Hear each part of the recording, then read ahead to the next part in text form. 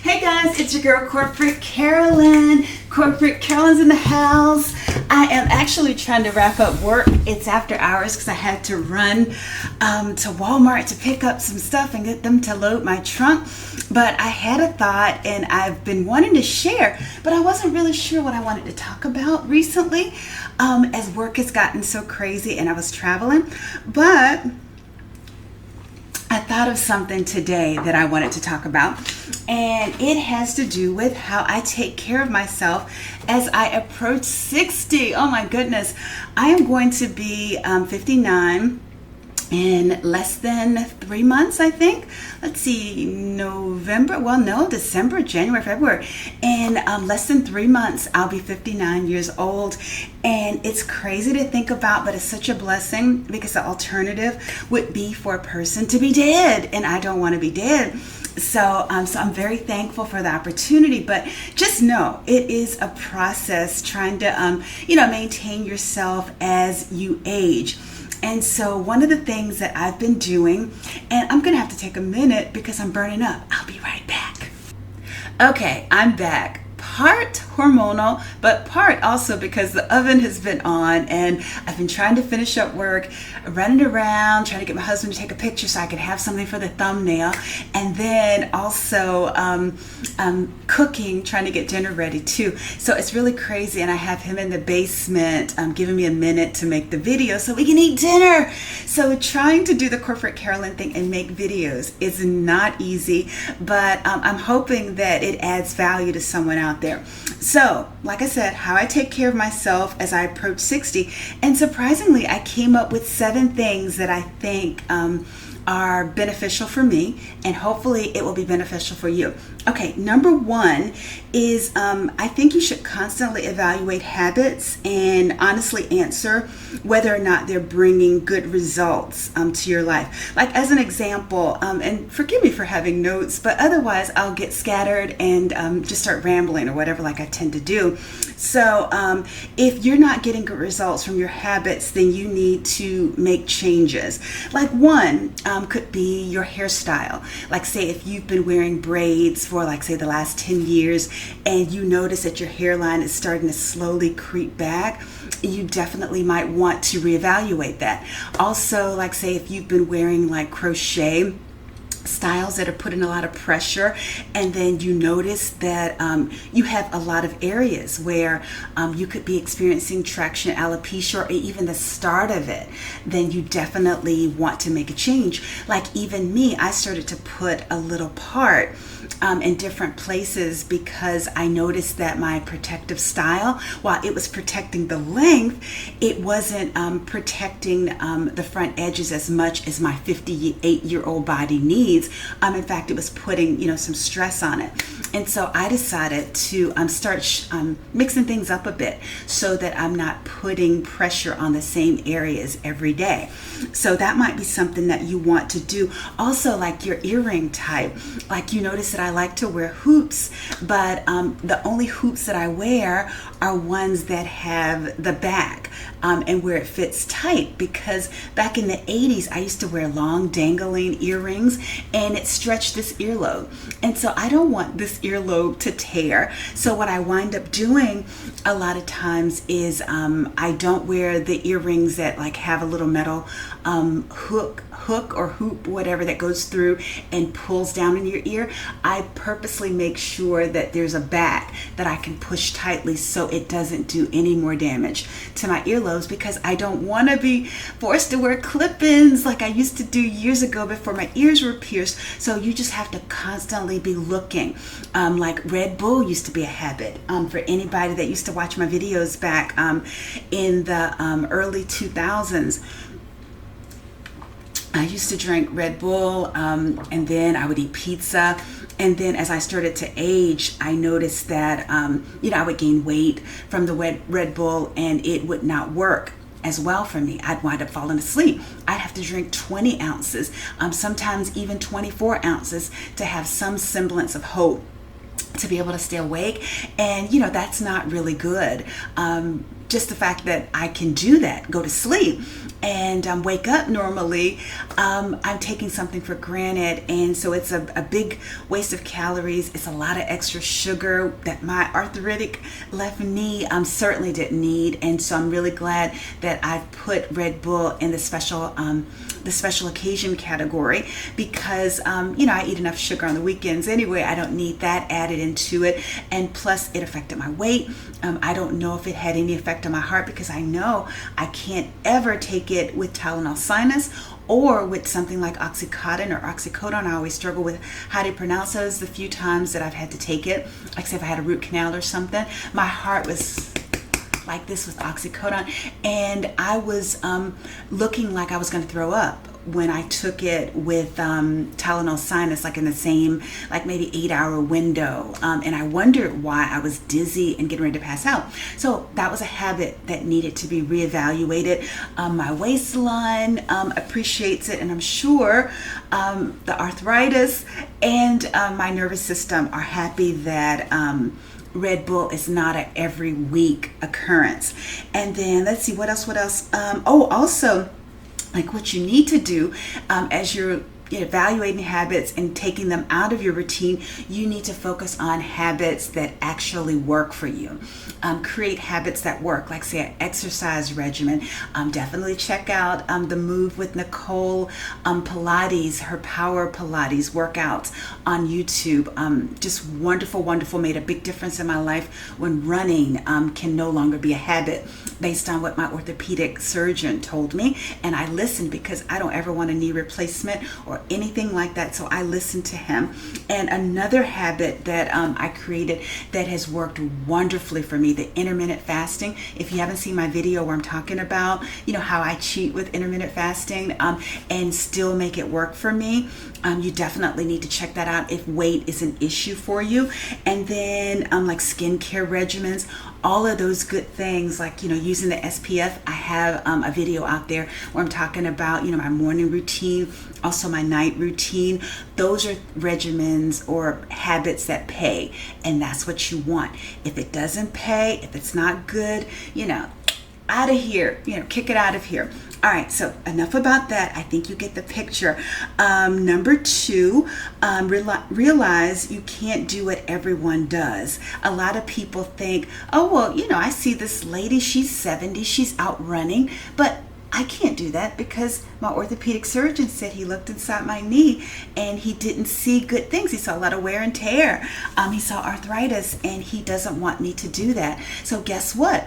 I don't care if a 70-year-old lady, an 80-year-old lady, if they're running marathons, that's not for me. I choose to do something different. So I found a completely different low impact workout, because I can't do what everybody else does. And though I try to look young, I can't, wear everything that young women wear, and I can't, stay up late like they do and wake up early, because I realize that I am a 58-year-old woman. And so I have to definitely do different things. Some young women can get away without putting serums on. I need a serum. Some people can just do all sorts of things with their edges and comb their hair back with no part or whatever, and their edges are fine. My edges are like, hold up, time out, be happy we're still here. You better act right. And so I listen to them, and I'm trying to do things differently.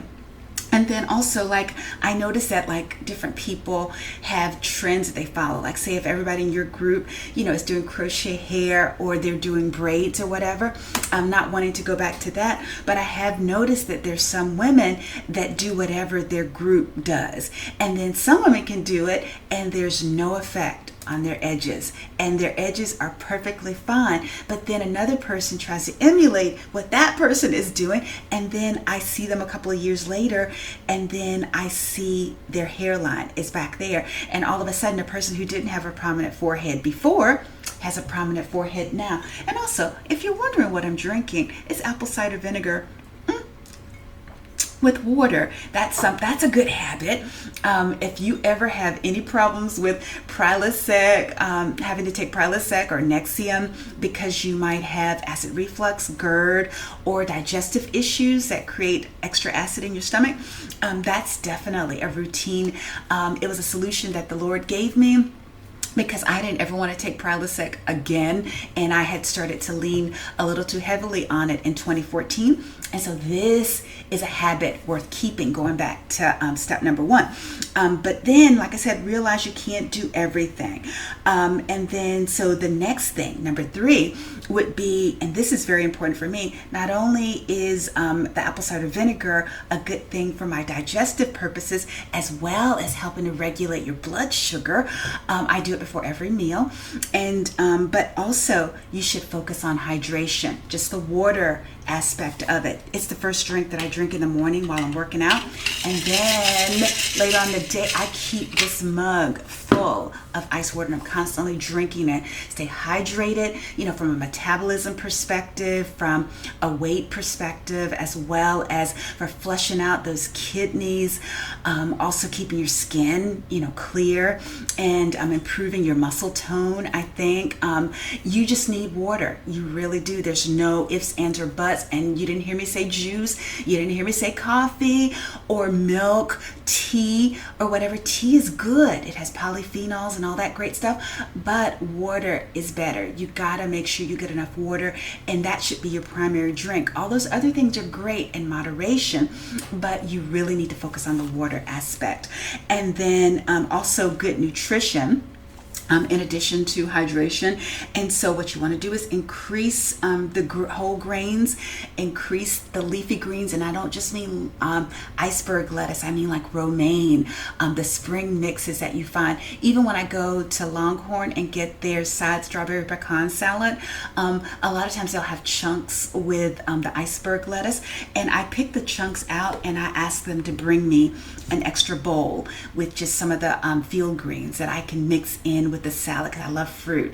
And so I mix that in, and I take every opportunity that I can to throw a spring mix into a salad.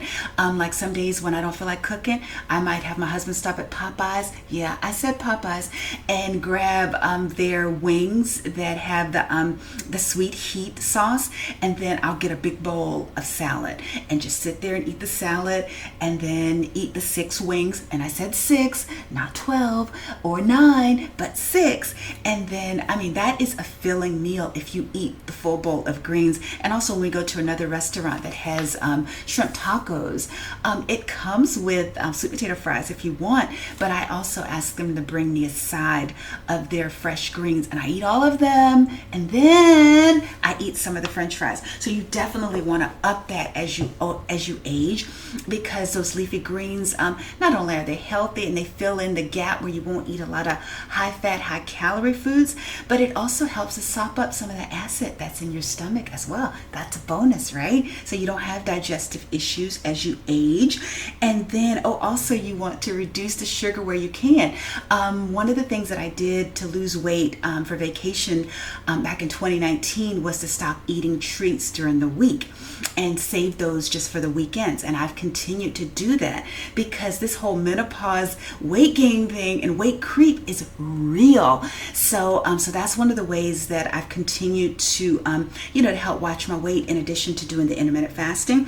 But I have been reducing sugar, and that's a way to do that. Like say where we might have had coffee on the weekend that had 2 tablespoons of sugar, we've reduced it to 1. And then I might have gotten donuts or danishes to go with my coffee on a Sunday. I don't do that all the time. That's just a rare thing that we do. So I'm just slowly but surely cutting down on the amount of sugar that I consume from a joint perspective, because I don't want any more issues with arthritis. I already have this thing called hallux rigidus that gives you stiff toes, which is a form of arthritis. So I'm trying to keep all of that at bay. I'm not a person who has to use Voltaren or take Advil on a regular basis, and I don't want to get to that point. So if you can reduce sugar without a doctor telling you to, I think that would be a really good thing. Back to number 1 again. Another good habit is a handful of nuts in the afternoon. It helps to stabilize and regulate blood sugar, and it also reduces your cholesterol. So I think that that's a good habit to incorporate into the X. So number 4, get good rest. And then you want a consistent bedtime routine. That goes back back to habits as well. Like you get ready for bed, you clean your face, you moisturize, you brush your teeth and floss, or flip-flop, whatever the case may be, and then you take your butt upstairs and you hop in the bed, or wherever your bed is, you go hop in it, and then get off of the screens, laptop, iPad, or your phone, and then you just like dedicate some time to just decompress, chill, and get ready for the next day. And you notice I'm not telling you a specific number of hours, because I personally believe everybody's different. I don't need 8 hours of sleep, maybe about 6, maybe even 5 sometimes, and I'm not tired and I'm energized throughout the day. Caffeine has no effect on me. So once I drink my little cocoa coffee mix, I'm good.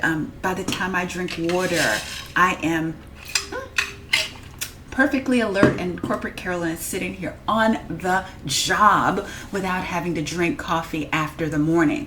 And then so another thing that's very important too, because stress and drama are so draining. At 58, I really have no time for that.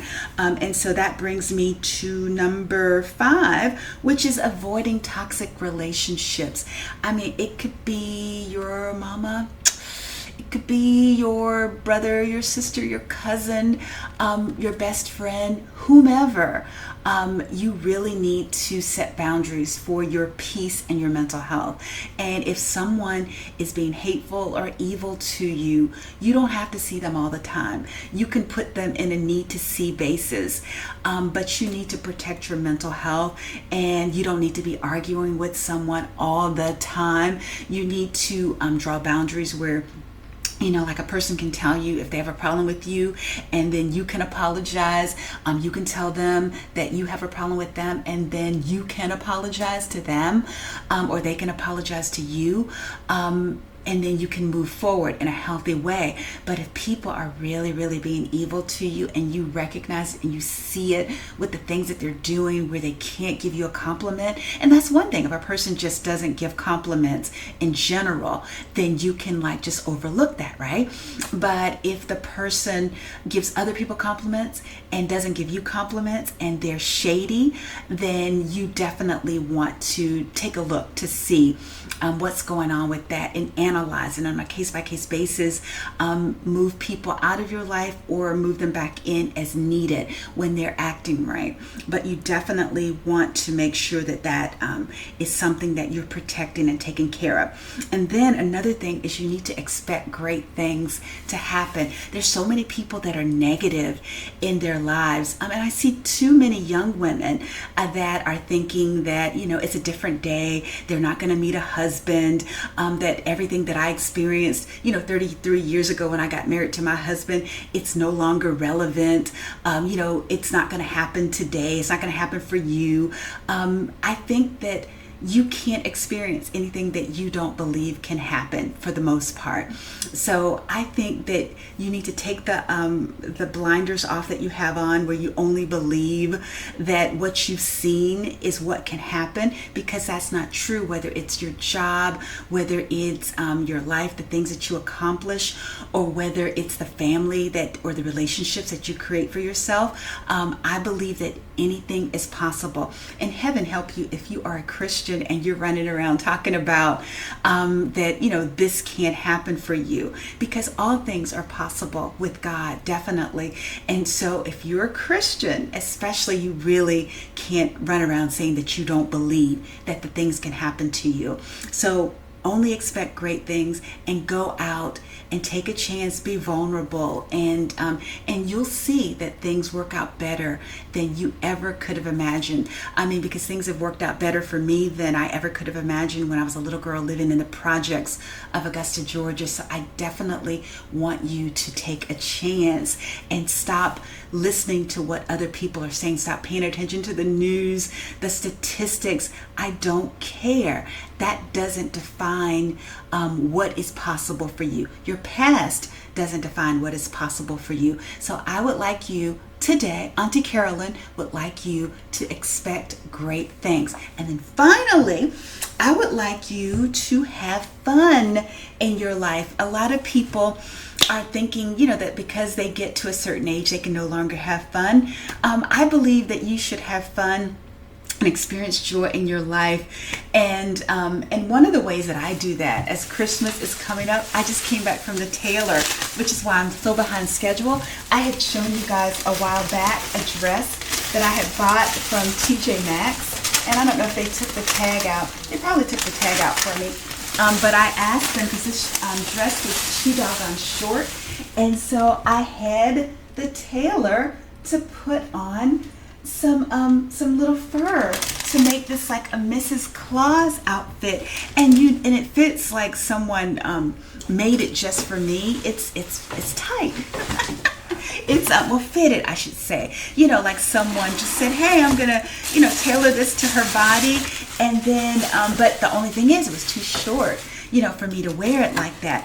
And so what I'm going to do is put on some cream tights, and I'm going to wear my little boots. It's a Mrs. Claus outfit, and I will tell you, I have at least 7 different outfits that I can wear during the Christmas season, like whether I look like an elf or whether I look like Mrs. Claus. In fact, I might post some of those on my channel. But I just have a boatload of things like this, and just because I'm older, you know, and can get a discount at IHOP for my breakfast, that doesn't mean that that I have to wear boring stuff. I can wear really cute stuff, and just know in the future you are going to see me wearing that outfit.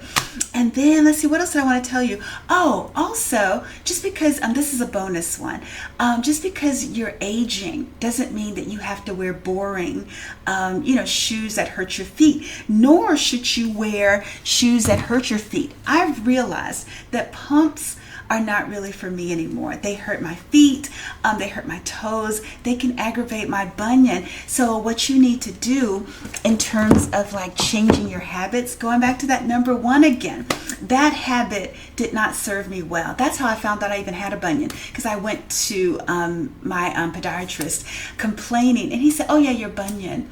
And I was like, my what? I said, you didn't tell me I had a bunion. He said, well, you didn't need to know. It wasn't relevant. And so, but what I did, I wound up making some changes when I learned about said bunion. And so I could wear something like that with an outfit like this, you know, if I wanted to. But I do not want to. So what I wound up doing is finding heels that have a platform, and then these are flexible and loose, so my bunion says, okay, those are okay. Or another thing that my bunion doesn't seem to mind are wedges. Like if I wanted to wear my gold shoes like this, these don't hurt my feet. They don't hurt like a stiletto or like a pump would hurt. And then one other thing, I found ways to pair combat boots with tights, and that way these are actually comfortable. And so I could walk, you know, all over a mall wearing these shoes, you know, get some black tights, get some slouch socks, and then next thing you know, I have a comfortable replacement. So when habits don't suit you, you need to change. And so that's what I've done, and that's what I'm hoping that you'll do as well. But hopefully that helps somebody out there. Would love to hear your comments. Let me know what you think, and if you haven't already subscribed to my channel and you find value in it, please do, and like the video if you do as well. But until the next time, you guys have a good one. Take care. Bye. Oh, and age is nothing but a number. Bye.